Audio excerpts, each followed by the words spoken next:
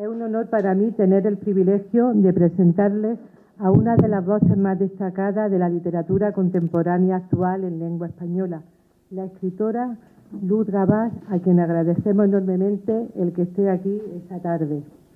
Luz Gabás, María Luz Gabás Ariño, nació en Monzón, en Huesca, y como ella ha reconocido, tiene entrañables recuerdos de su niñez y adolescencia entre el valle de Benasque y también de otro valle ocense, el de Lier, en el pueblo de Serrate, en la comarca de Ribagorza, lugares del Pirineo aragonés llenos de historia y leyendas, en un paisaje excepcional que se refleja en sus novelas, donde ascender una cima, recorrer un valle, descansar junto a un ibón, escuchar el sonido de los pájaros junto con el murmullo de un río es una gozada. El río, precisamente, muy presente en la novela que esta tarde nos va a presentar. Es precisamente en Benasque, donde reside desde 2007 y del que fue alcaldesa, donde se dedica de lleno a escribir. Está casada con José Español, su sufridor y lector y su río, como ella dice, y tiene 2 hijos gemelos. Es licenciada en Filología Inglesa por la Universidad de Zaragoza y profesora titular de escuela universitaria.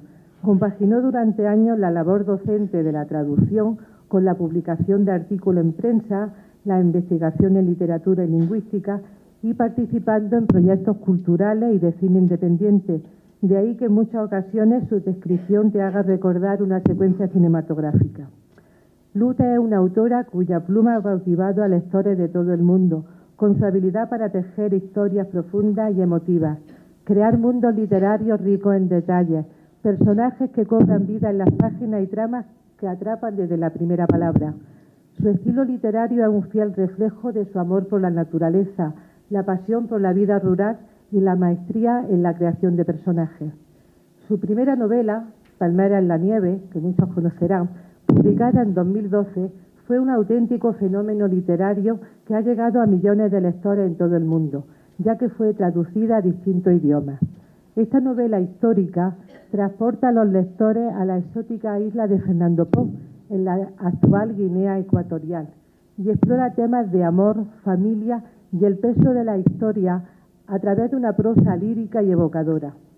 La novela fue adaptada al cine en 2015 con un gran éxito, obteniendo 2 premios Goya. Fue dirigida por Fernando González Molina. Precisamente estos días estoy leyendo también las memorias de cine de Emilio Gutiérrez Cava, donde al respecto del rodaje, que tuvo lugar en Canarias, cuenta que se crearon unos decorados... Me lo acaba de regalar. Unos decorados espectaculares en la finca de Osorio, cercana al casco antiguo de Teror, y las dificultades que tuvieron en Colombia. La trama se divide en 2 épocas: el presente, donde una chica de Huesca pretende descubrir el pasado de su tío durante su estancia en Guinea, y el pasado, donde cuenta un amor prohibido entre ese tío, Kilian, y Visila, una mujer bubi. La trama escenifica la vida bubi burguesa durante los años en que la Guinea Ecuatorial era una colonia española. Posteriormente, en 2014, publica Regreso a tu piel, ambientada en el condado de Orrún. Ya es una novela sobre la caza de brujas en el Alto Aragón durante el siglo XVI, con la ejecución popular de una veintena de mujeres acusadas de brujería, como en Salem, y la constatación de que el pueblo a veces fue más cruel que la Inquisición.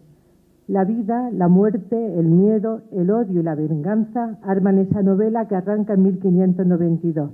La novela nace, según he leído, de su investigación tras el hallazgo en 1980 por el párroco del pueblo de la aldea de Las Paules de una revelación de 24 ajusticiamientos de otras tantas mujeres tenidas por brujas. Al igual que en Palmeras en la nieve, alterna pasado y presente. Ya llegamos a 2017, que publica Como fuego en el hielo, con la que se consolida como una de las grandes autoras y cuenta con el reconocimiento de lectores y libreros.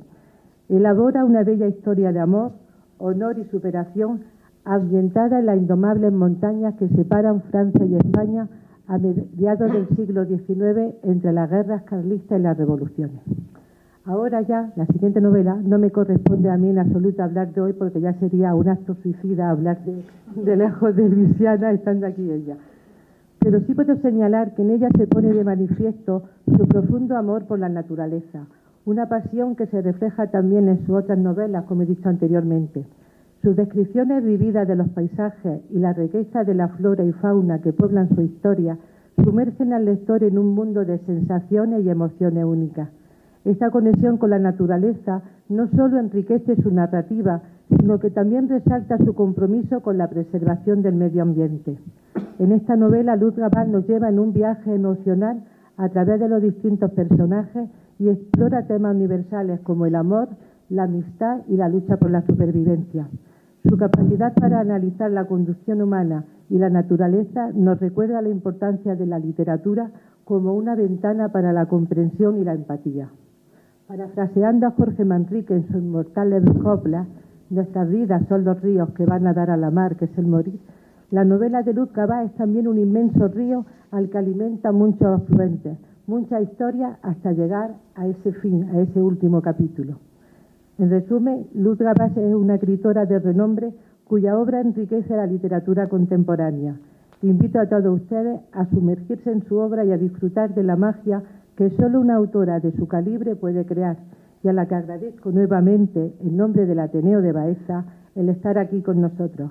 Sin más preámbulos, le doy la bienvenida a esta velada literaria en honor a Luz Gabal y a conocer este viaje a Luisiana. Muchas gracias. Muchas gracias.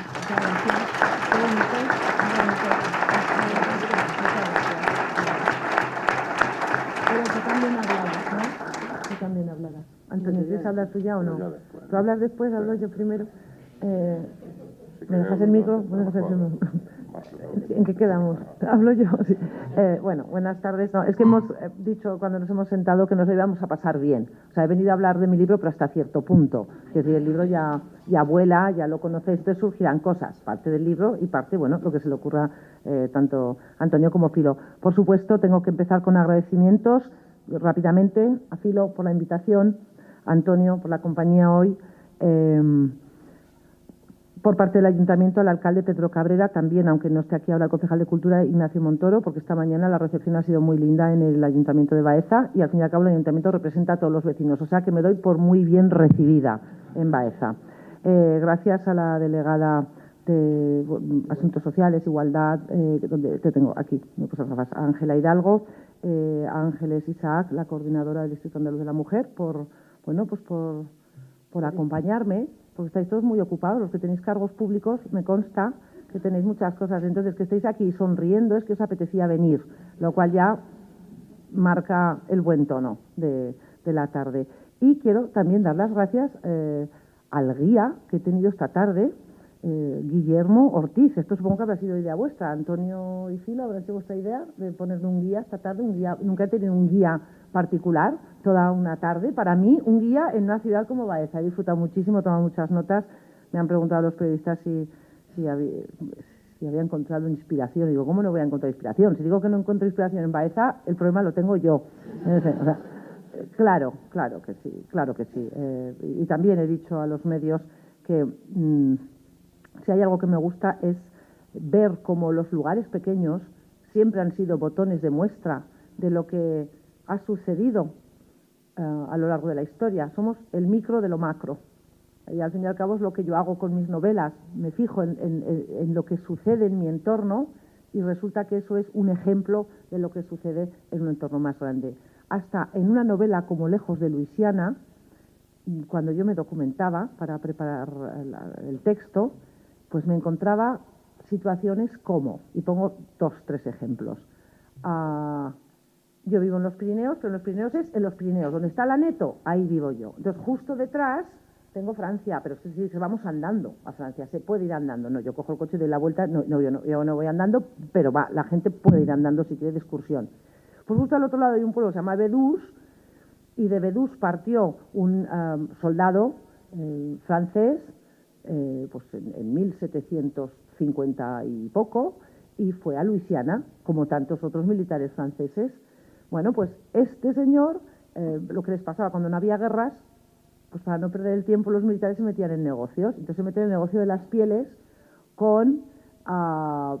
se hace socio de un señor que se llama Saint-Maxence, que acabará siendo el suegro yo tiendo a contar culebrones, luego a ver si me acuerdo de cerrar los paréntesis. El suegro de Bernardo de Gálvez, que fue gobernador de la Luisiana. Bueno, pues este señor de los Pirineos, Pierre Laclede, subió río arriba desde Nueva Orleans hasta la confluencia de los ríos Missouri y Mississippi y fue uno de los fundadores de la ciudad de San Luis de Missouri. A ver, yo veo a uno del Pirineo montando algo allí y le doy, como hacen en el cine, le doy frase. O sea, lo convierto en personaje porque me parece fascinante. Además, este señor se enamoró de una mujer casada cuyo marido la abandonó y se fue a Francia, pero luego volvió y la reclamó. En ese espacio de tiempo tuvieron 4 hijos. Claro, cuando el marido vino a reclamarla, ella dijo, yo, perdona, no tengo nada que ver contigo y yo me voy a Missouri con el amor de mi vida. Esto sucedió. Estos son historias que salen en la novela que yo no me invento, me las encuentro en la documentación. Yo me encuentro a esa mujer y tiene que aparecer. O me encuentro a uno de Benasque, que ya en la editorial me toman el pelo porque mira que cunde Benasque. Bueno, pues resulta que este de Benasque, que fue, bueno, tuvo un cargo político muy alto y fue amigo de la duquesa de Alba, lo que yo no sabía es que había estado en el Caribe durante las tomas de Movila y Pensacola por parte de Bernardo de Gálvez. A ver, uno de Benasque. ¿Qué hace uno de Benasque en el Caribe? Bueno, pasar calor. Bueno, entonces dije, es otro personaje. Entonces esto yo lo tengo en mi cabeza antes de sentarme a escribir, porque si lo voy a convertir en personaje de la novela, tengo que saber cuál va a ser su función. ¿Va a ser un personaje guía? ¿Va a ser un personaje, un antagonista? ¿Qué va a ser? Bueno, pues ahí lo guardo y luego tiene un papel en la novela, no excesivamente importante, pero sí, bueno, pues suficientemente relevante para que, pues incluso mis lectores cercanos comprendan esa unión entre lo local y lo universal. Y el tercer personaje que me encuentro de mi tierra fue el famoso conde de Aranda, que fue embajador de España en París durante todo el proceso de independencia de los Estados Unidos de su metrópolis, bueno, de Inglaterra. Entonces, España prestó una gran ayuda, es algo poco conocido, prestó una gran ayuda a la independencia de los Estados Unidos, pero esa ayuda se tenía que articular de alguna manera y se articuló gracias a este embajador, conde de Aranda, oye, pues de pueblo de Aragón. En Zaragoza todo el mundo lo conoce porque hay una calle, la famosa calle Conde de Aranda, pero nadie sabe exactamente qué hizo. Entonces sí que pensé que este personaje iba a tener peso en la novela, por varias razones. Bueno, cuando lo leáis lo descubréis y lo habéis leído, pues entenderéis, porque también es un personaje muy especial, porque representa al hombre tenaz que se dedica sobre todo a su trabajo, pero os cuento una anécdota que no sale en el libro, para que veáis un poco cómo es este perfil que digo yo de obstinación aragonesa. Este hombre se casó, tuvo hijos, enterró a la mujer, enterró a los hijos, enterró al nieto, y a los 70, 60 y algo, casi 70, se volvió a casar con su sobrina nieta de 20 años. Porque, a ver, ¿qué hacía con el patrimonio? A mí estos ejemplos de qué prácticos eran en el pasado me encantan, entonces los coloco como sea. Bueno, ejemplos prácticos, porque la que os he dicho antes, que tuvo 4 hijos bastardos con su amante, el apellido era el del marido. Les ponían el apellido del marido para que no los tachasen de bastardo, porque era lo peor que te podía pasar. Eso es ser práctico. Bueno, pues este señor se casó con su sobrina nieta, pero a pesar de que dejó cartas escritas diciendo que él no tenía ningún problema para eso, no tuvo hijos. Pero lees las cartas y dices, tú, vamos a ver, ¿qué fortaleza mental tiene que tener alguien para enterrar a todos sus seres cercanos y seguir adelante con ilusión? Oye, pues porque a alguien tengo que dejarle el patrimonio. Entonces dije, este es un aragonés obstinado, terco, tozudo, y va a tener su papel, pero sobre todo por su importancia política. Son 3 ejemplos de políticos, de militares, porque era, bueno, pues las personas que en el siglo XVIII en España nacían en lugares muy pequeños y llegaban, pues oye, incluso a ser virrey de Nueva España, como fue Bernardo de Gálvez, que nació en Macharabiaya. Son ejemplos de militares. La novela tiene mucha historia, pero es una historia de personajes, es una historia sobre la vida. O sea, no es una lección de historia. Lo que pasa es que aprendes historia porque, claro, como es un contexto tan desconocido, es imposible que uno al acabar la novela no aguante bien el tipo dignamente en una conversación sobre la Luisiana española. Es imposible, ¿eh? Uno acaba diciendo, oye, mira, si me preguntan diré así, ¿eh? Pero es una historia sobre la vida. Y has comentado, Filo, me encanta porque paseando esta tarde por Baeza he visto precisamente la plaquita donde sale la copla de Jorge Manrique, porque al comienzo del libro hay 2 citas. Inicialmente iban a ser 3. Inicialmente iba a salir la de Jorge Manrique, nuestra vida son los ríos que van a parar a mar, que es el Mori. Dije, qué negativa.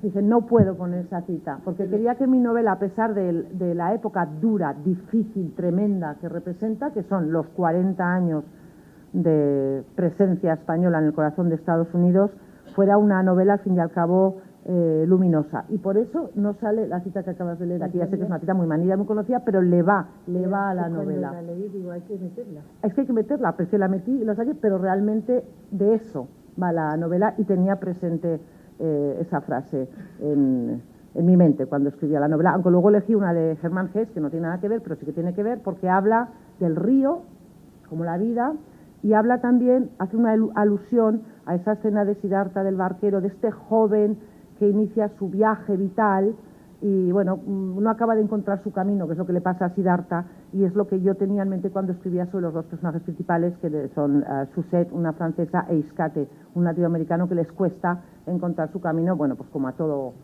joven en la vida. Básicamente esto sería, 4 pinceladas de Lejos de Luisiana, pero hemos quedado con Antonio que lo que vamos a hacer era hablar, no daros yo una conferencia ni empezar, año 1763. Van a ir saliendo las cosas según me preguntes, Antonio. ¿Comienzas ya? Vale.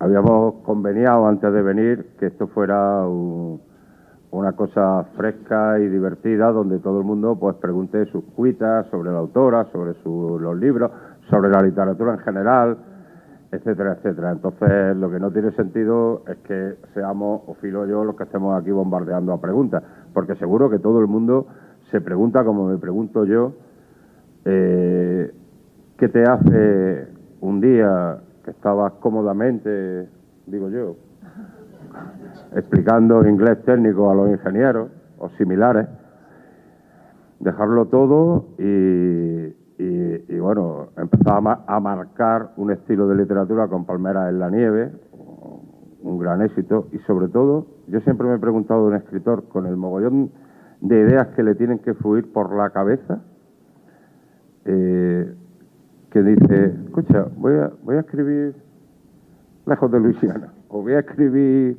allí en Guinea Ecuatorial, en sitios donde, si tenéis la oportunidad de leer el libro o lo habéis leído, aparte de las descripciones que dice, parece que has estado allí viviendo, aparte del enredo de personajes y sobre todo de personajes indígenas o indios, como queramos llamarles, sin ningún tipo de problema, cómo enreda todas las costumbres que son difíciles de documentar.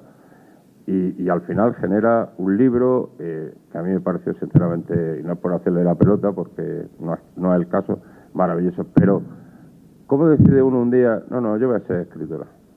Y de todas las ideas que fluyen, ¿cómo se decanta uno por una o por otra? Porque me imagino que uno tendrá más de una idea. Y a partir de ahí esas son todas mis preguntas, así que vayan ustedes pensando las suyas,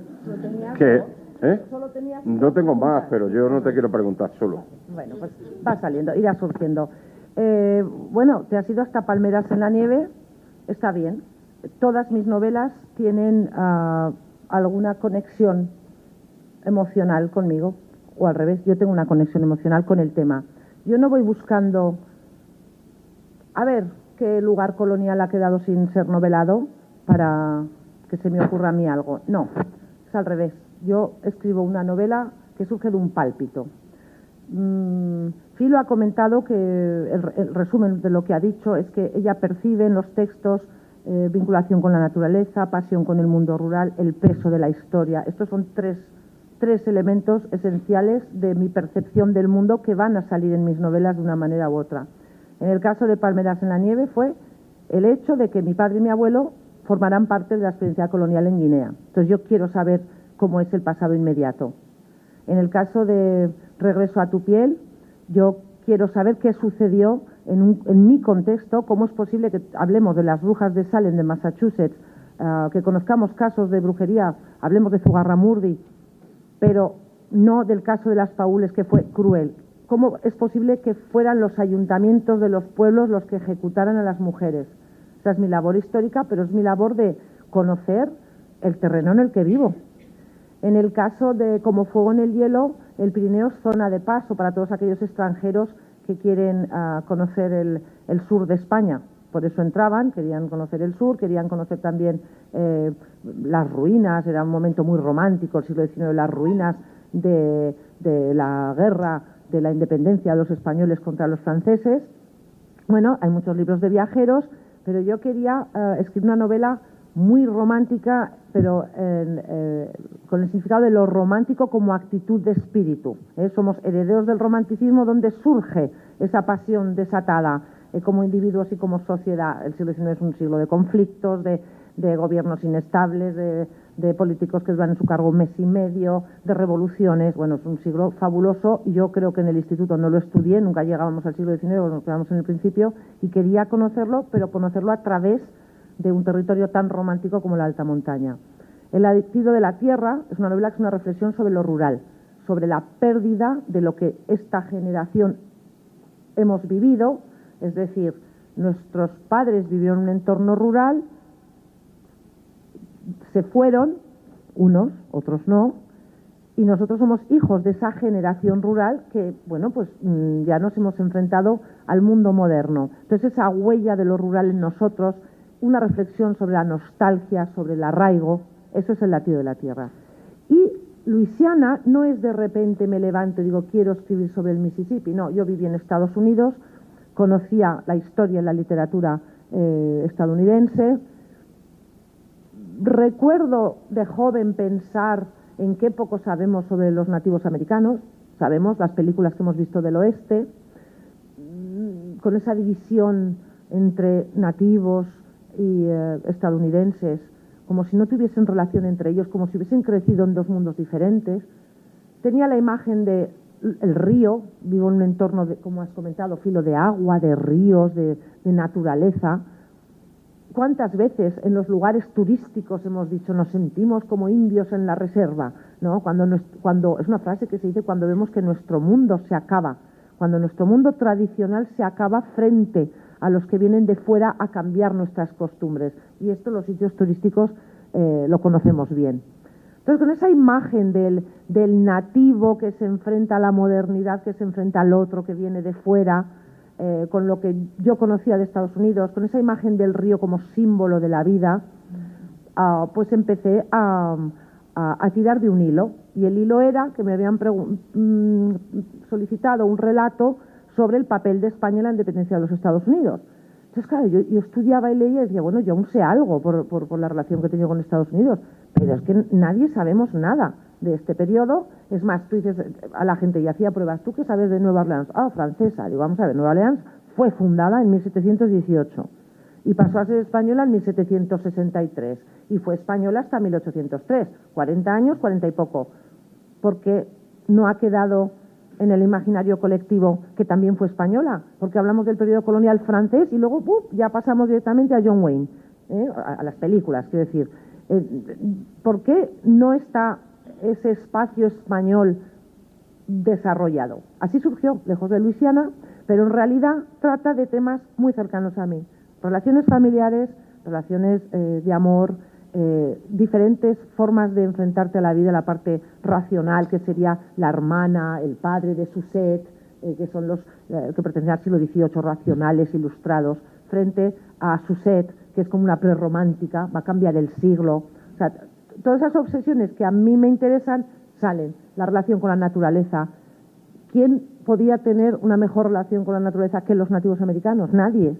nadie. Entonces, esa relación del arraigo, Iscate para mí es un personaje trágico, porque él ve lo que va a suceder con su tribu. Bueno, pues todas estas cuestiones que a mí me interesan desde un lugar pequeño del Pirineo, resulta que encajan bien en un análisis de un titular, que es la presencia española en el corazón de los Estados Unidos. Y es la forma en la que yo me planteo novelas. Es todo lo que a mí me interesa emocionalmente, lo incluyo dentro de una arquitectura compleja de novela decimonónica, con muchos personajes, con acción, con relaciones, con muchos personajes en este caso, porque tenía que haber muchos personajes. Bueno, yo empiezo a documentar y ¿qué me aparece allí? Y yo decía, no me lo puedo creer, no me puedo creer que hubiese españoles de pueblos pequeños o franceses viviendo en este contexto, en un contexto, una sociedad multicultural, multiétnica, increíble. Estamos hablando de finales del siglo XVIII, pero claro, te encuentras con básicamente militares, religiosos, que son tanto los misioneros jesuitas a los que expulsan enseguida, como a los religiosos de las ciudades, cada uno con sus inquietudes, deseos, ambiciones y frustraciones. Están la parte política, los gobernadores, están los comerciantes criollos, están los esclavos africanos, están los nativos americanos, están los acadianos, que eran los holandeses, alemanes, suecos, que vivían también al lado del Mississippi. Hay algún irlandés por ahí, están los ingleses que viven en la parte este del Mississippi, están los nuevos estadounidenses que quieren quedarse con todo el territorio. O sea, ¿cómo pongo orden en todo esto? ¿Cómo pongo orden? Pues empezando por el principio. Y eso es lo que yo me pregunto. No, pero empezar por el principio es, me voy... Esa maraña de gente que además,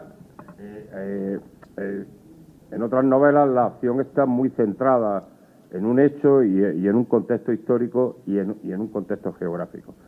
Pero aquí, en esta novela, que se pone de manifiesto el cómo se vivía en España, el cómo se vivía en Francia, cómo vivían los que habían ido a Nueva Orleans y eran españoles o franceses o nativos, cómo se entreteje todo el conjunto de relaciones entre los que se habían ido a San Luis y los que se habían quedado en Nueva Orleans, cómo se entreteje todas esas cosas, porque es que es verdad que vas diciendo, porque dice uno, sí, me documento, pero es que no es me documento, es que hay que entretejer un montón de historias que acaban en determinados sitios geográficos, en determinadas épocas históricas, y esa época histórica le tiene que cuadrar al personaje.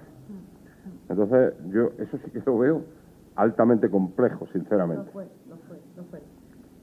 Primero la documentación, yo lo que he hecho siempre es leer hasta que veo que se repite la información o que alude a fuentes. Cuando dices, esto ya me lo sé, esto ya me ha salido en otro sitio, entonces ya puedo ir dejando de leer. La agrupé por décadas. 40 años, pues 10. ¿Qué sucedió en esta época? ¿Qué es lo importante? ¿Y en qué afecta a estos grupos sociales que digo? ¿Dónde está la protagonista? ¿Quién puede ser? ¿Qué le puede pasar? ¿Y cuáles son los grandes acontecimientos históricos que atraviesan la vida de esos personajes? Los tengo acotados y entonces tengo que elegir los sucesos importantes, los relevantes. Por ejemplo, por resumirlo mucho, yo no puedo escribir una novela sobre esa época sin que aparezca el gran incendio de Nueva Orleans de 1768 que destruye la ciudad. O sea, de alguna manera lo voy a tener que encajar. Entonces lo tengo antes de ponerme a redactar la novela. Yo ya sé que en esa fecha algo pasa. Bueno, pues ya voy pensando que me sirva para que alguien ayude a alguien o alguien muera o, bueno, algo tiene que pasar con la excusa del incendio. Pero como bien dices, no se trata de una lección de historia. Aquí hay mucha historia porque el contexto es muy desconocido y hay que disolverla. Y claro, de entrada, me acuerdo cuando mi madre decía, uy, ¿cuánto nombre? Digo, en las primeras 80 páginas. Digo, tú aguantas hasta la página 80, que luego ya hemos pasado los nombres. Claro, me hace gracia. Es que hay muchos nombres nativoamericanos. Digo, ya, pero cuando leí las policíacas suecas nadie protesta. Por lo mismo, pues, esforzaos un poco.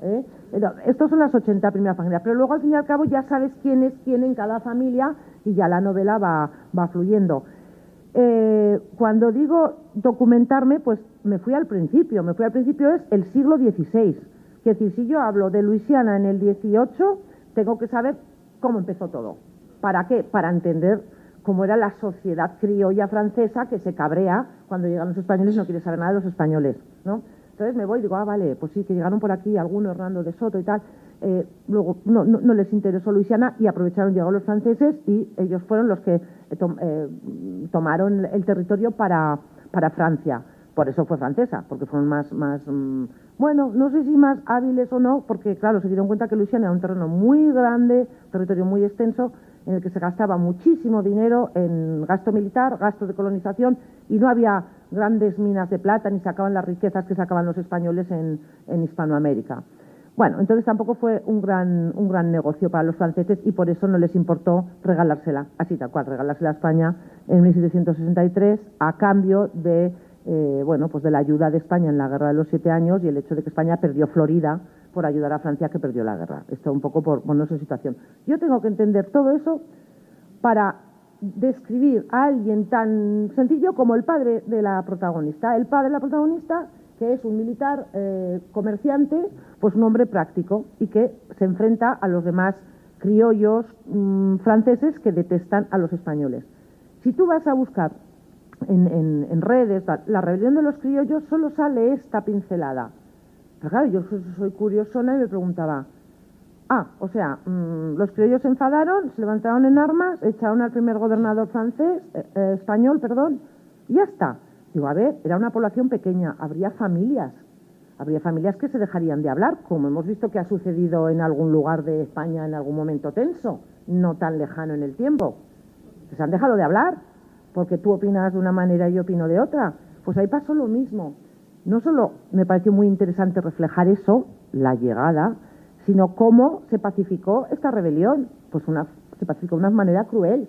Nosotros, claro, buscas la figura de el segundo gobernador que llegó a Luisiana, al que no pudieron echarlo porque llegó con un gran ejército, y qué es lo que hizo para que estuviesen todos tranquilos. Bueno, esto lo cuento en la novela, pero no lo cuento un capítulo narrado como si fuese historia, no, es la familia tal enfrentada con tal, la hija que no te dejo que vayas con esta, pues yo me enfado con mi padre, o sea, la vida diaria como la que creo que sería en aquel momento. Tejer todo eso pues fue una esquizofrenia.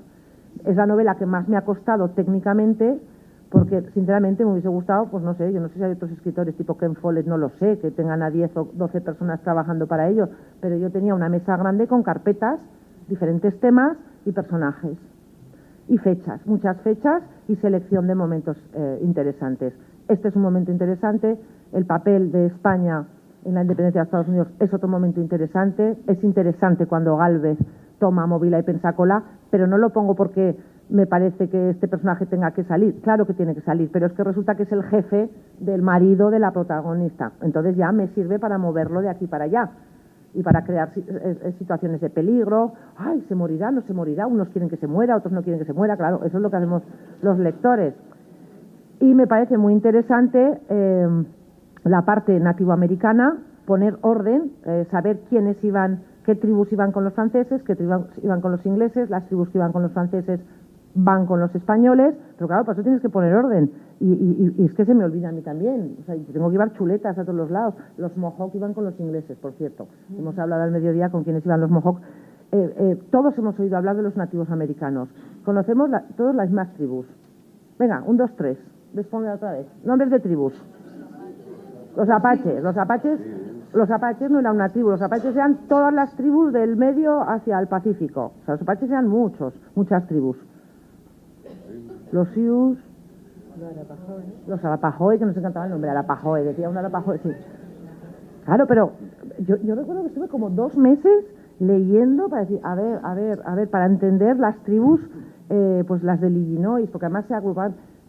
En resumen, cada río, cada afluente era una tribu. Como en España, cada pueblo, una tribu. Es así, aquí serían los baezanos, los de Úbeda, ¿cómo se dicen? Los de ubetenses, Nos vamos a... Así. Bueno, oye, los piques entre tribus, es que si lo visualizas así, a ver, esa era la vida, eran pueblos al fin y al cabo. Bueno, que en vez de construir casas de piedra construían tipis, o vivían en tipis, quiero decir, pero estaban al lado de un río. Entonces, por eso es tan complicado, porque estás hablando de pueblos que luego se reunían en comarcas, confederaciones, que para mí eran las comarcas, y así empezó un poco a entender cómo se... Bueno, pues como vivían. Cuando ya tuve claro el tema nativoamericano, pude seguir adelante con la parte política de la novela, porque los nativos que apoyaban a los franceses luego apoyaron a los españoles, pero no muy convencidos, porque todo dependía de los regalos que les daban. Entonces siempre estaba la amenaza de que se pasasen con los ingleses. Río Mississippi, oeste, lo digo para que os ubiquéis. Se quedan los ingleses aquí después de la Guerra de los 7 años, aquí se quedan los españoles. Siempre hay miedo de que se vayan con los ingleses, pero es que cuando surge la guerra de la independencia de los Estados Unidos, los propios nativos tienen que elegir qué es mejor. Estar de parte de los británicos, que han respetado la línea de los Apalaches y han frenado a los estadounidenses que se quieren mover al oeste, o nos vamos con los estadounidenses cuando los españoles están apoyando a los estadounidenses, cuando Francia está apoyando a los estadounidenses. O sea, comprender ese tinglado político me llevó mucho tiempo, porque es complicado. ¿Qué haríais vosotros ante esa situación? Pues, como siempre, dividirse en dos: los que están a favor de irse con los ingleses y los que están a favor. Siempre hay dos bandos, siempre, hagas lo que hagas, siempre hay dos bandos. Bueno, pues una vez comprendido esto, pude entender las batallas, por ejemplo, que tuvieron lugar en San Luis de Missouri. El personaje español más conocido de esa época es Bernardo de Gálvez, que ya he citado, pero se nos olvida a Fernando de Leiva, nacido en Ceuta, que defendió la ciudad de Missouri porque él apoyaba al bando estadounidense, porque España estaba apoyando a los Estados Unidos. Muy bien, pero es que luego comienzan las guerras contra los estadounidenses. Y esto es más cercano a nosotros, ya marca el siglo XIX y es lo que conocemos de las películas. Pero las primeras en las que, bueno, pues aún hay restos de gente española por allí, tienen lugar en 1790 y poco. De estas no sabemos nada de estas batallas. Yo pongo alguna, pero insisto, son como escenarios en las que sucede algo con los personajes. No porque sí, no porque yo haya encontrado esa batalla y la quiera compartir con los lectores, no, porque entonces son novelas muy pesadas. Entonces aquí tiene que haber, pues eso, acción y bueno, y hay más temas, la influencia de la Revolución Francesa en Luisiana. Esto afectó directamente a un tema tan importante como la esclavitud. Es decir, ¿cuál fue mi sorpresa cuando me encuentro en 1795 rebeliones de los esclavos africanos en un territorio que todavía es español? Claro, la información de Francia, pues llega en barco, no sé cómo, pero llegaba. Tardaba más, pero llegaba. Claro que había ya personas cuestionándose, bueno, pues el tema de la esclavitud, y desde luego pues se sintió la influencia de la Revolución Francesa en las plantaciones de Luisiana, siendo Luisiana española. Y bueno, sucedieron cosas terribles que aparecen en la novela. Yo le voy a hacer la última pregunta y ya empezáis a levantar los brazos, porque a mí también hay una última cuestión que me gustaría preguntarle. ¿Cuánto de importante en tu pensamiento cuando estás escribiendo esta novela esa heroína romántica, idealista, contestataria, contra todas las normas de la sociedad en Luisiana, en España, en Francia, en todos los sitios, está un poco... ¿Cuánto de importante en tu cabeza cuando estás redactando está ese personaje que yo creo que por encima de todo emerge sobre el resto, ¿no? Pues te voy a contar una cosa, Antonio. No intento escribir personajes femeninos forzadamente empoderados en el pasado. Es que cuando lees la documentación te surgen hombres y mujeres que existieron en un contexto determinado. Yo creo que si llego a elegir de protagonista a esta mujer francesa que os he dicho, me hubiese dicho la gente, se la ha inventado y chirría, no queda bien, porque eso no sucedía entonces. No es que me encontraba cada historia, había una mujer que tenía una taberna con la que cruzaba un barquito taberna, cruzaba el Mississippi de un lado a otro. Yo si la pongo de personaje en la novela, me dicen, mentira, ¿cómo puede tener una mujer una taberna en esa época? Otra que era modista y se recorre, pues, bueno, varios países de Hispanoamérica, pero sobre todo por la zona Venezuela, va Cuba, porque se meten muchos líos. Está documentado, existe su vida. Incluso se inventa amistades con las esposas de los gobernadores. Estuve tentada de convertirla en personaje, pero ya se me iba la novela con tanto personaje. No sé, yo es que creo que ha habido mujeres fuertes siempre y no hay que forzarlo. En mi entorno ha habido mujeres fuertes. Ahora, antes, hace 100 años. Claro, entonces no pretendía. Es que ahora se ve mucho en novelas, ¿no? En escribir personajes que dices, parece que está forzado esto. No, entonces yo estoy convencida que en aquel momento, igual, mira, otro ejemplo, igual que en el siglo XVI, cuando se ejecutaron las mujeres acusadas de brujería, que se podía hacer gracias a una táctica legal muy práctica, que eran los estatutos de desafuero, que venían a decir, en este pequeño pueblo, nos juntamos, aquí el alcalde, los políticos, nos juntamos y decimos, como la justicia va muy lenta y aquí hay un gran peligro de brujas, lo que vamos a hacer es redactar nuestras propias leyes para funcionar 2-3 meses. Y esos son los estatutos de desafuero. Es decir, nos descolgamos de la ley vigente durante 2 meses y vamos nosotros a hacer lo que nos dé la gana en nuestro territorio. Es práctico, O sea, es práctico. Es práctico. Una barbaridad porque, claro, cometieron barbaridades. Pero en estos estatutos de desafuero había frases como se castigará a aquellos que ayuden a huir. Esto quiere decir que no todo el mundo estaba de acuerdo con esa creencia de que esas mujeres eran las causantes del mal. Eso está claro. Se me ha ido la cabeza, no sé por qué, a qué venía esto, enlazado con el siglo XVI.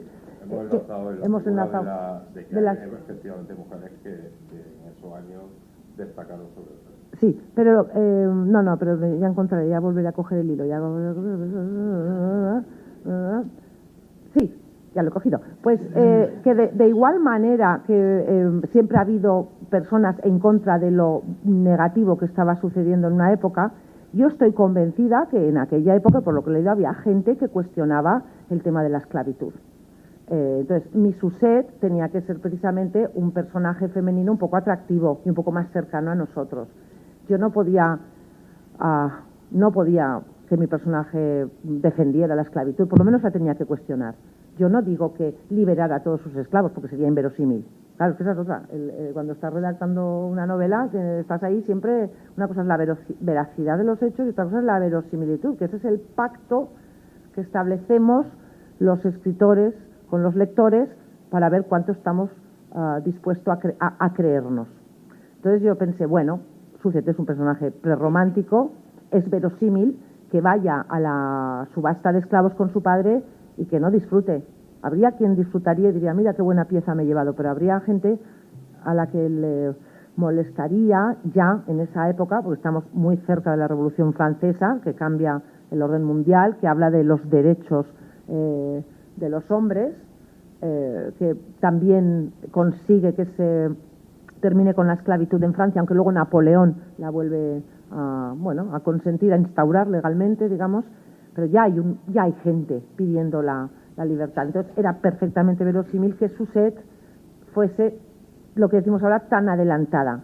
Para mí me parece no tan adelantada, sino dentro de algo creíble, pero yo la tengo que plantear como más cercana a lo honesto. Exactamente igual, que os pongo otro ejemplo, yo no puedo diseñar a mi querido Iscate, que es el protagonista nativoamericano, siendo lo que diríamos un auténtico salvaje. Primero porque, por lo que leía de las actas de las reuniones con los nativos americanos, la impresión que tenía de ellos era de personas muy conscientes de lo que estaba sucediendo, más de lo que nos puede parecer. Y en segundo lugar, porque como lectores actuales quedaría fatal que el protagonista vaya por ahí, yo qué sé, despellejando a perritos, me lo estoy inventando, O sea, no, él es un nativo, va de caza, mata cuando tiene que matar, pero en una escena en la que tiene que matar a un ser humano, pues igual tiene un dilema moral, porque al fin y al cabo ha sido educado en la religión francesa por los jesuitas franceses. Eso es verosímil, es lógico y eso sucedía. O sea, vivían entre dos mundos. Eso siempre lo más complicado en una novela, que los personajes resulten cercanos al lector. Y además que te lo digan, es que he sufrido o he entendido al padre que es un comerciante. A mí es que me encanta el padre de Suset, porque él lo que quiere es que su familia viva mejor y es capaz de hacer cualquier cosa en los negocios, incluso defraudar a la hacienda pública, para sacar adelante a su familia, pero adelante bien, como él quiere.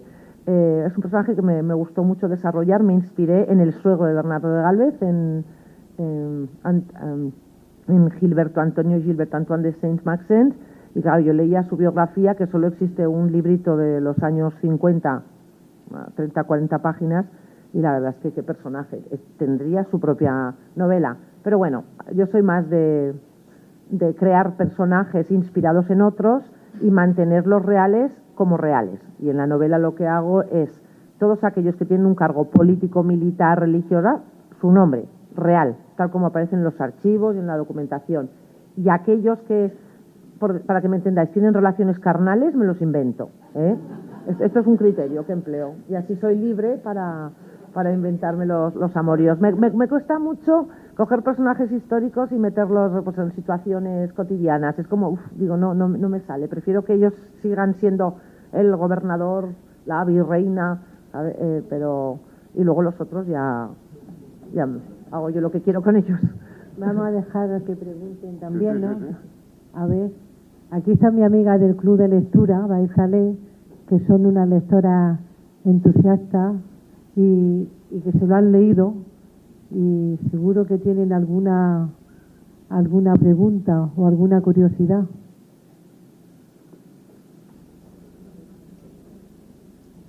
Hombre, si en un Ateneo no hay preguntas y no hay curiosidad, mal empezamos el año. Sí. Ya tenemos 2 preguntas. Sí. Vamos a empezar por el final. Buenas tardes. ¿Qué escritor le ha inspirado? En mi vida, en general, elegir. Bueno, no es difícil. Yo he tenido mucha influencia en literatura inglesa y norteamericana, pero reconozco, siempre he tenido debilidad por las hermanas Brontë, porque son puro romanticismo, personajes. A mí me hubiese encantado escribir a Heathcliff, el de Cumbres Borrascosas. Sí, me gusta esa combinación de naturaleza, relaciones, pasiones, derroche de pasiones, eso siempre me ha gustado. Sí. Vamos a dejar como ejemplo, sí, los del 19, gótico, romántico gótico, cualquiera que se te ocurra, pero especialmente ellas son las que he releído y además no han envejecido. Son novelas que las lees y siguen siendo muy vigentes. Y eso es muy curioso. Y tengo una teoría que he compartido hoy, podríais no grabar esto, podríais hacer una pausa. ¿Se puede hacer una pausa?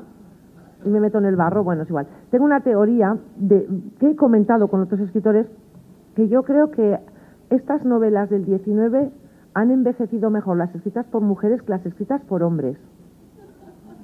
Pero quiero decir, no quiero crear polémica con esto, sino una cuestión de percepción. Claro, las mujeres no publicaban, no escribían, entonces escribían de una manera mucho más íntima. Y esa intimidad no ha envejecido tan mal como una descripción externa de un hombre. O, por ejemplo, nosotras, desde la actualidad, no entendemos ciertas novelas, porque entendemos que hay como un castigo al final. Madame Bovary, hay castigo.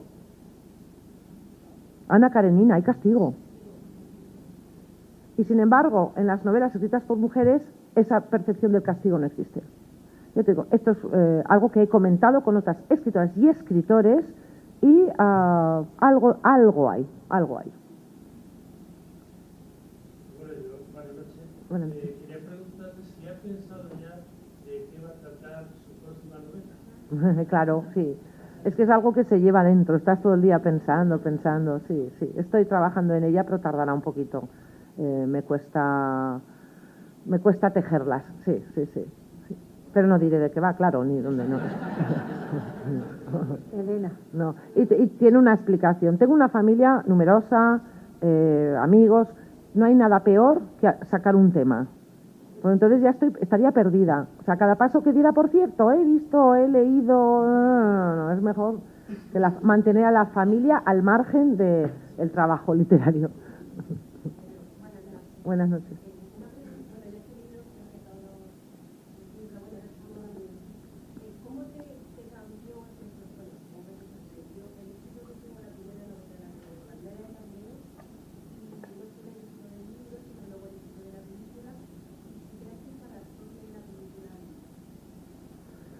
Creo que estuvo bien que el éxito llegase cuando yo era un poco mayorcita. Yo escribí la novela mayor, se publicó que tendría yo 40 y algo, 40 por ahí. Un poquito más, 40, ¿no? Bueno, sí, ya había pasado los 40. Yo creo que ya conocía el mecanismo del mundo. Entonces, eso me permitió tener los pies en la tierra. Porque claro, escribes la primera novela, no es que te la publique una editorial, que a mí ya me hacía mucha ilusión, porque la mía iba a ser publicada por una editorial de Lleida, de Lérida. Y ya, bueno, ya estaba en marcha el asunto cuando me llaman de Planeta, porque yo como la envié a todos los lados, ¿no? Elegí varios sitios posibles en los que creía que encajaba. Y de hecho me lancé a enviarlo a Temas de Hoy de Planeta porque habían publicado El tiempo de costuras de María Dueña. Entonces dije, a ver, blanco y en botella, o sea, hay interés ahora por el mundo colonial, la mía encaja. Yo era consciente de que encajaba. Pero bueno, como lo llamaban, pues yo seguí mi camino. Entonces, cuando ya iba a salir publicada por esta editorial de Lleida, me llaman de la editorial Planeta y dicen, estamos interesados en el manuscrito y por circunstancias de la editora no te hemos llamado antes. Entonces, claro, eso sí que es de película. Te llaman, la editorial Planeta, vas, hablas con ellas, es todo muy de película. No se podía entonces ni siquiera sospechar que iba a tener el éxito que tuvo. Pero insisto, yo vivía en mi pueblo, en el mismo sitio donde sigo viviendo. Estaba criando a mis hijos. Tenía muchas preocupaciones y entonces lo otro era como muy bien. ¿Qué hay que hacer? ¡Pam! Reunión, voy a la reunión. Era muy cumplidora. Hacía lo que había que hacer, pero yo tenía en casa a 2 niños pequeños y una alcaldía. Es que coincidió todo a la vez. Entonces yo creo que eso me hizo estar absolutamente anclada a la tierra y lo de la vida de la novela funcionaba aparte. Entonces te llaman, oye, que vamos a hacer película, pues muy bien. ¿Os parecen bien? ¿Son serios? Muy bien. O sea, era como facilitar, me hacía mucha ilusión, pero tengo la sensación de que no me daba tiempo a disfrutar de lo ilusionante que era todo, porque tenía que resolver. Entonces estaba en modo socorro, en modo socorro. Claro, entonces recuerdo la ilusión, pero recuerdo muchísimo trabajo. Por ejemplo, he podido disfrutar más la promoción de Lejos de Luisiana porque he tenido todo como controlado. Entonces he sido yo. Yo la estoy disfrutando, yo viajo, yo no estoy pendiente del teléfono que pasa, si esto, ¿sabes? Es otra forma de disfrutarlo. En cuanto a la película, me llamaron para ver lo que se llama el teaser trailer y no sabía ni qué era. Para mí existían los trailers. Pues no, existe el teaser trailer, que es un trailer como de mentira, para ver cómo va a ser el tono. Entonces yo vi aquello y dije, está en buenas manos, porque yo si la hiciera la haría así.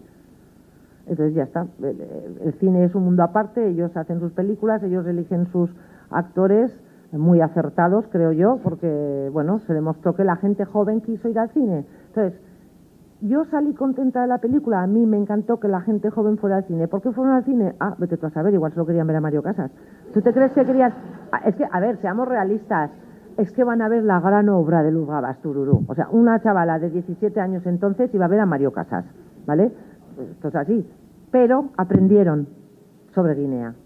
Entonces, la película y el libro se complementaron muy, muy bien. Evidentemente, cuando la película funciona muy bien, se venden más libros, pero es que eso traduce en que más gente conoce la historia. Y como el tema de Guinea era un tema para mí tan importante, en el sentido de cómo es posible que nadie menor de 40 años sepa que Guinea fue una colonia española. ¿Cómo? ¿Por qué? ¿Cuándo? Es que no tenían ni idea. Y gracias a la novela y a la película, me escribían cartas a personas mayores, que todavía conservo, que me decían, oye, pues de no querer escuchar nada sobre Guinea, ahora soy el protagonista en mi casa. Oye, Yayo, tú estuviste en Guinea, oye, tú naciste en Guinea. Oye, había muchas historias por contar en los domicilios españoles que salieron gracias a Palmeras en la Nieve. Y eso era muy lindo. Me escribió una carta una persona muy mayor, yo deduzco que ya no vivirá, que me dijo, gracias por hacerme sentir joven de nuevo. sea, es que destapó algo que a nadie se le había ocurrido. Había historias sobre Guinea, pero novelas muy concretas que no ubicaban bien ese contexto colonial. Era un tema difícil porque ahora, claro, ahora es difícil hablar de todo. O sea, hablar del tema colonial, ¿cómo lo hablas? Bueno, pues a mí me gusta describir las cosas como fueron. Y hubo gente, como siempre, mala, gente menos mala, gente maja, gente agradable, gente borde, como siempre. Yo creo que el presentar las historias desde diferentes puntos de vista, eso el lector, o yo por lo menos como lectora lo agradezco, ¿no? No me digas esto blanco o esto negro, enséñamelo todo, ya decidiré. Allí también, Alfonso. Simplemente apuntar que no hemos quedado con la curiosidad de la Ay. primera pregunta de Antonio, ¿cómo se pasa del inglés científico para extenderlo a la literatura? Es verdad, sabía que me había olvidado algo. Sí, sí. La parte práctica del asunto. Estudias filología inglesa. Yo estudié filología inglesa. Puedes especializarte en lingüística o en literatura. Cuando yo estudié, a mí me gustaba la literatura y elegí literatura. ¿Dónde había más plazas de trabajo? En enseñanza de lengua y en concreto en ingeniería. Entonces me especialicé en inglés para fines específicos que te daba igual para veterinaria que para ingeniería, que para medicina.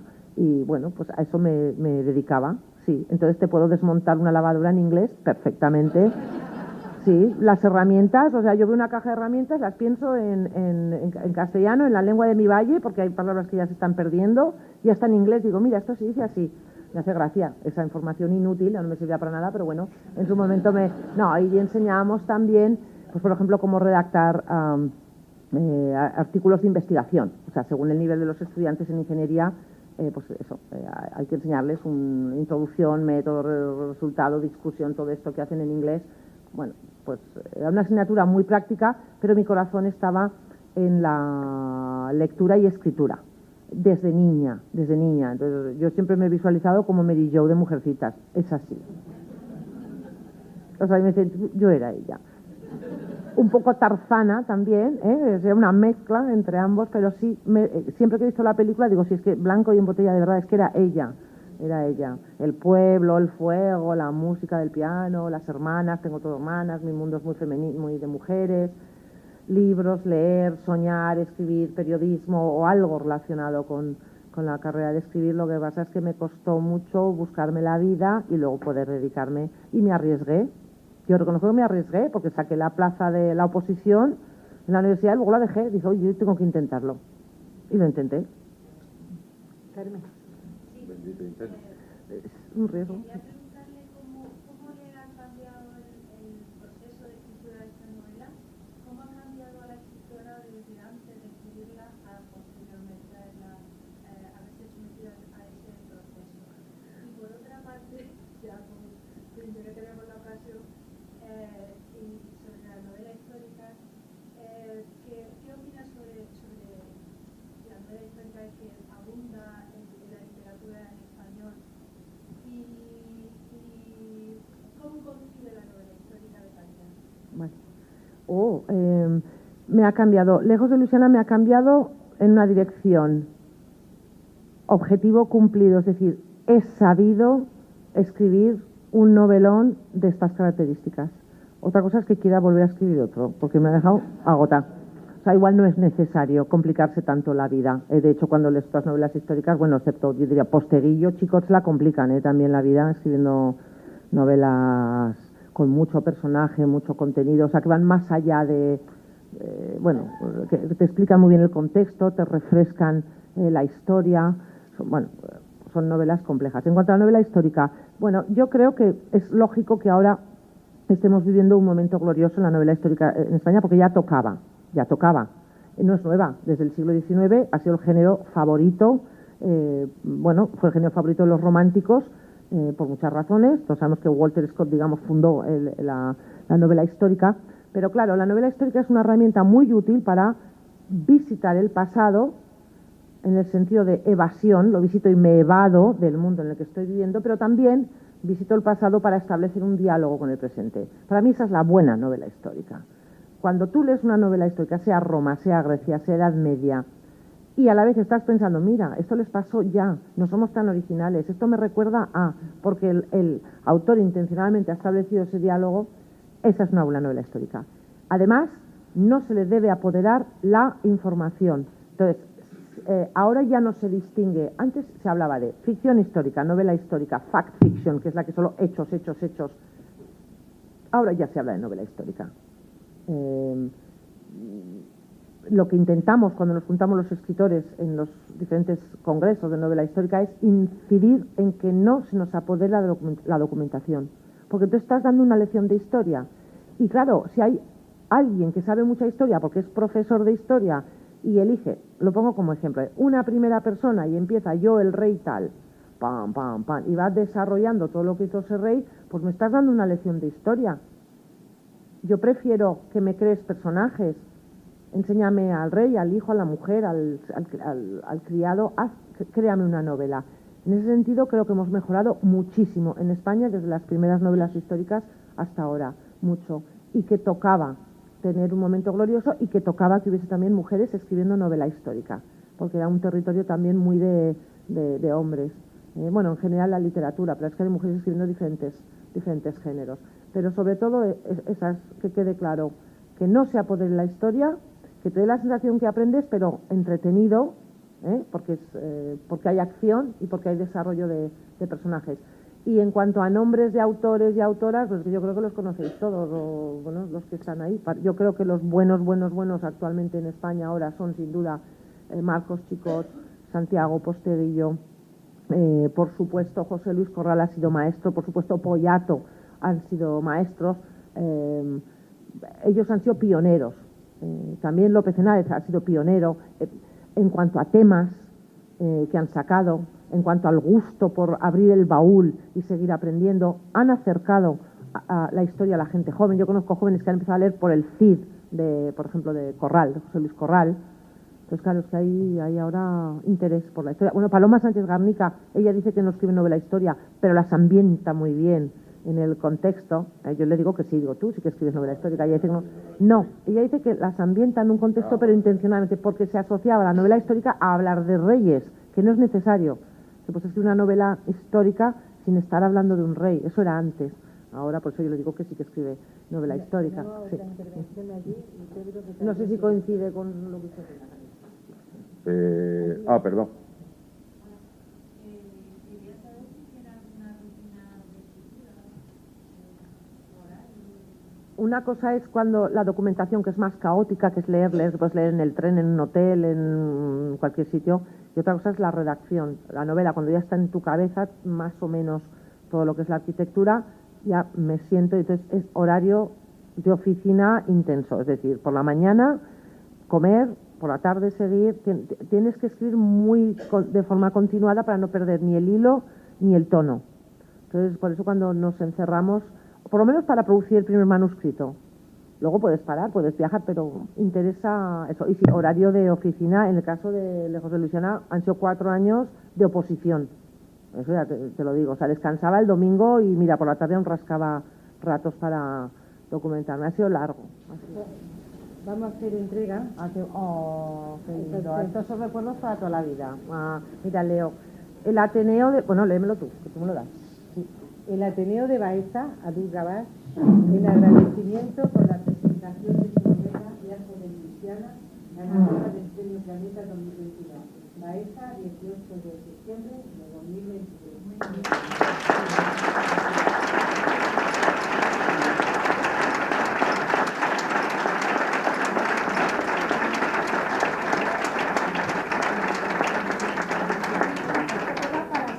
Para siempre. Y seguimos con aceite, científica de grado y también queremos tener un detalle especial porque gracias también a un colaborador que ha hecho posible Jesús, por favor. Se lo vamos a dar y quiero que se lo dé a la ley, por favor. Él ha hecho también Pues ahora lo digo yo. El Ateneo de Baeza a Centro Óptico Jesús en agradecimiento por su desinteresada colaboración y apoyo a nuestra actividad cultural. Vaya sorpresa.